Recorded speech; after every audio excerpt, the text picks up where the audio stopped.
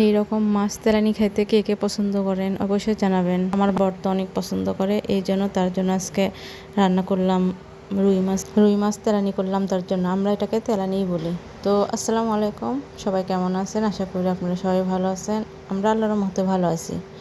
এই যে মাছ তেলানি করবো, এই জন্য সব কিছুই আমি রেডি করে নিছি। আর ভিডিওর মাঝে একটা কথা বলি, আমার ভিডিও যদি ভালো লেগে থাকে অবশ্যই লাইক কমেন্ট করে জানাবেন। তেলের ভিতর আগে পেঁয়াজ দিয়ে একটু বেরেস্তার মতো করে নিলাম, তারপরে এখানে পেঁয়াজ বাটা কাঁচামরিচ বাটা দিয়ে হালকা করে একটু কষাই নিলাম।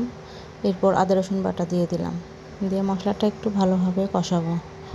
মশলাটা কষানোর পর এখানে লবণ, হলুদ, ধনের গুঁড়া, জিরার গুঁড়া, গুঁড়ামরিচ সব কিছু দিয়ে আবার একটু কষায় নিলাম। মশলাটা যত কষাবো তত মজা। অনেকক্ষণ আমি কষাইছি, কষানোর পরে মাছগুলো দিয়ে দেবো। আর এখানে একটু মাছের ডিম ছিল, সেই ডিমটা আমি একটু হালকা সিদ্ধ করে নিছি। নেওয়ার পরে মাছ ডিম দুটাই একসঙ্গে কষাচ্ছি।